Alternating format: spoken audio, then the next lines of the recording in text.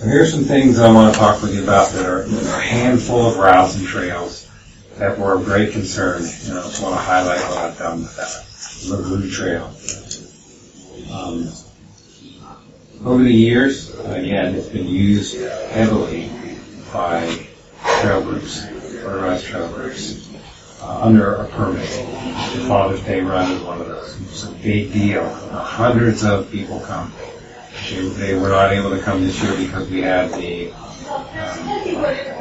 fire out at Buckskin. And because of the smoke and because of the fire operations, we had to simply cancel the permit. Trying to figure out when they were going to get to come back again. But anyway. So, lots of concern also about off-road use, getting into pretty unique habitats. People don't stay on the trail. There's a small handful of folks that just don't stay on the trail. They're causing issues. So a dual purpose that we're going to put in place will be this, is that if I want to, outside of a special use permit, like a Father's Day Run, if I want to go drive the Blue Trail, I'm going to have a permit to do it. It's not a designated number of permits, it's an entry permit. You don't have to pay for it, you just have to get it. You have to come to the ranger district to get it. That will allow me and the user groups who are going to help me administer this begin to figure out who's out there doing these things.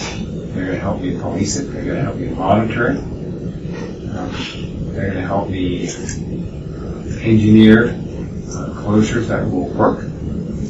They're working with us. So a lot of times the things that I've seen out there would just be looked at as a challenge for these people who want to be like, well, thank you very much. Exactly. So the user group that uses it during the Father's Day Run, helping me put together what the permit would look like, how we're going to administer closures so that they are useful and they're not just a barrier, but just an obstacle that they want to climb over. Mm-hmm. How they're going to help me take care of any and restore any issues that are going on with the motorized group, the segment of the motorized group that are not staying on the road.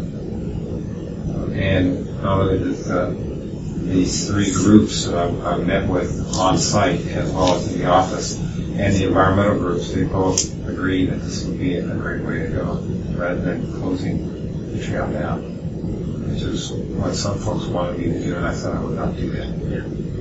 There's a way to get both sides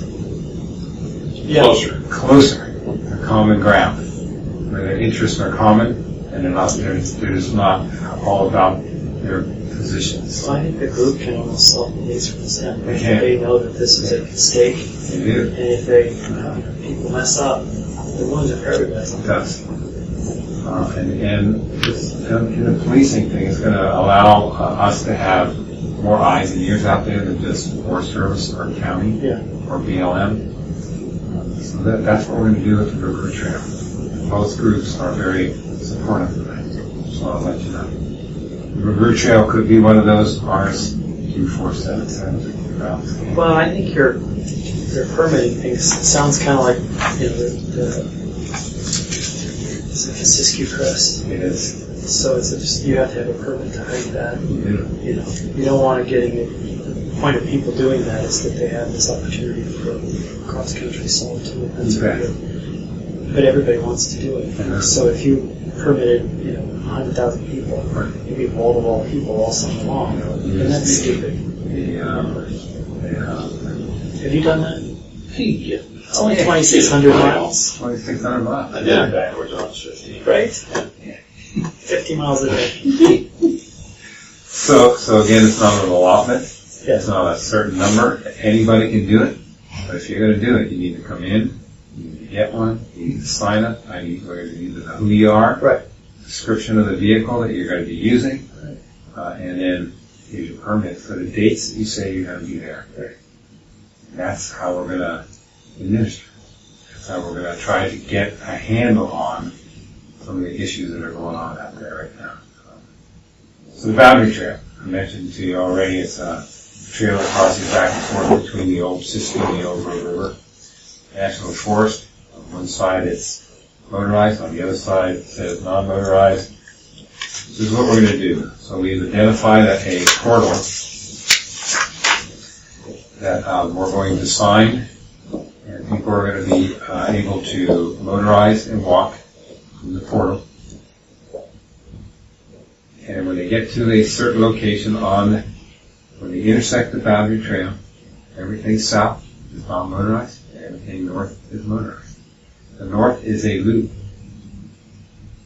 Where they go now south is they go down a dead end in the Red Butte Wilderness is where they dead end. Mm-hmm. And then guess what they do? Inside they're going to go into it. Keep on going. They're going to keep on going, and they make the loop inside the wilderness area. So both groups, user groups, have said this is a great thing. They're going to help me figure out how to sign it and how to create the kiosks at the trailhead so that people know exactly what they're doing. And a kiosk where they intersect the boundary trail. Everything south, non-motorized. Everything north, motorized. Mm-hmm. And we will amend the forest plan. So everything north, doesn't matter if it's on the old road or on the old Siskiyou, we're going to turn it into motorized. Everything south, doesn't matter whether you're on the old road or on the old Siskiyou, it's going to be non-motorized. Okay? That's how we plan to do these kind of things. And I heard that, we got to get the motorized folks on. Well, are you sure you want to do that? Well, we don't know that. Well, why don't we get these together? So we got them together. Instead of arguing with one another. Yeah, the crazy thing is you can't keep the motorized people off. If you don't find an alternative for them to do it, they'll just disregard your rules entirely. So if you find them a place for them to go, right, you're making progress. We are. Same thing for the Silver Peak Hobson Horn. That goes all the way from the Illinois River, all the way up over top, and down into Chesapeake County. It's a very, very long trail. I have done that. Have you done that one too? It's very, I figured you probably would have done it. It's very technical. You have to know what you're doing. Well, I know that but I didn't want to go over something.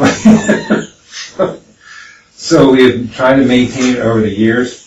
It's on very unstable soils. It keeps falling off the hillside. So to stop putting good money to bad, we're going to keep the Silver Peak Hobson Horn Trail from the west side, coming up out of the Illinois River up to the peak open.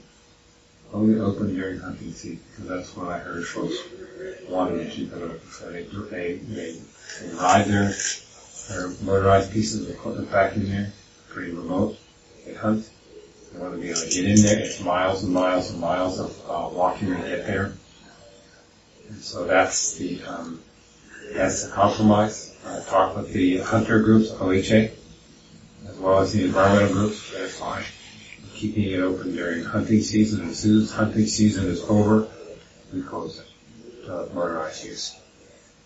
So it's only open for that hunting season. Everything up to that is closed. Everything during hunting season is open. Everything after hunting season is closed. And again, OHA and the environmental groups, the wilderness groups, the wild and scenic river groups are going to help with signage, kiosks, information. They're going to help us figure out how to do that.